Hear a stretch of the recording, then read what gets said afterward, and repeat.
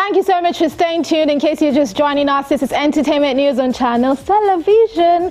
Now, creative industry enthusiast and former federal lawmaker Shina Peller believes the creative industry holds more potential for the economic growth of the country than it has been currently explored. In a brief chat with Entertainment News on Channels Television at the reactivation of his Quillox Club, Peller, who over the years have owned a music imprint and hosted various showbiz events, speaks on his support for the creative industry bill, love for veteran Fuji artist Wasiu Ayinde, and his thought on Davido naming his album Timeless. Hear him.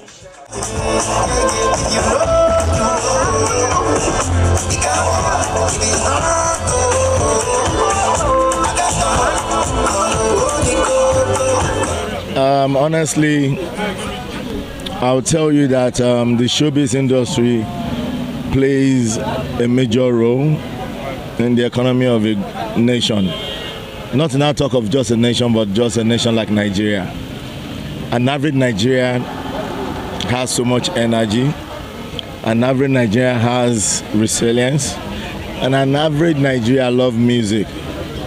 If you look at what is happening in the music world today, you'll be amazed what Afrobeat has turned to.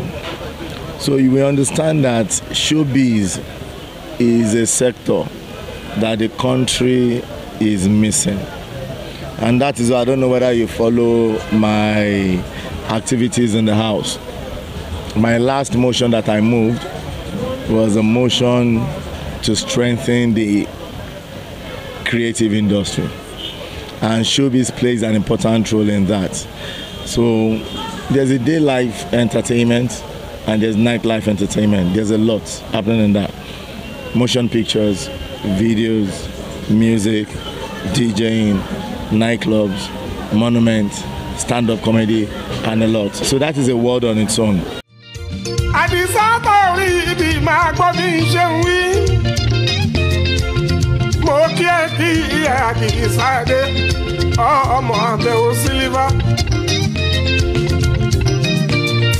Ọmọ Mọ̀súdì Peller ní Ìsẹ̀yìn lẹ́bẹ̀ndì. Ayédèrú ilẹ̀ Yorùbá tuntun. Honorable Adisa Ewe. Wasiu Ayinde is a phenomenon. Wasiu Ayinde is a living legend, trust me. I've started, my elder brothers, my dad had relationship with Wasiu Ayinde before I came into play. But within the Peller family, the moment that I began to know Wasiu Ayinde, then he transferred all the love for the family into me. And I understand them so much.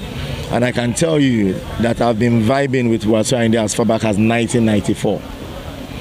And I've seen him meet up with the standard of music year by year. And that's even if you listen to his last album called Timeless. When Davido released Timeless, I was shocked because I know that I've heard Wasiu Ayinde, he told me he was working on an album called Timeless as far back as December, November 2022. But he didn't even tell me anything that he was going to dedicate any track to me there. But if you listen to that album, you'll see that that album is an album that generally affects every human that is living. Mama says I can do it. Daddy says I can do it. I got that burning desire, yeah. It is not just my record label that I've not been pushing within the last 4 years. These are very important prices that I had to pay when I chose to go into politics. One of it is Quillox. I've not been pushing Quillox as well, but why you see Quillox today waxing stronger is because I have a great team that promised me that I can look forward and don't look back. And I'm happy that they've tried to uphold that standard. But for the record label business, it requires direct mentoring. It requires direct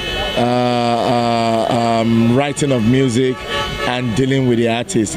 It did not just affect just my artist. It didn't just affect her boy, Base One, Q Peller. It affected my own daughter. Go and check Naomi Peller. Then people have started. My daughter started singing at the age of 7 years old. She released Believe. After Believe, I told her that she can't be singing like you because she lives in the UK. Like UK, I want you to sing African. She released a song called Naomi, Afrobeat. After that, she did No Pain, No Gain. She did You. But at the end of the day, my interest went into helping the people because I feel we have a great country and everybody can fold their arms and we just need to do something. So Aquila Records was part of that price that I paid, for politics. And I don't know what might happen tomorrow, but I believe that I owe a lot of people in that industry. And that is why I always say to the government that it's high time for the government to look into the creative industry, probably establish a ministry for creativity and entertainment. There's so much. An average Nigerian has so much fire in them that is burning creatively, and you can't afford to let that die.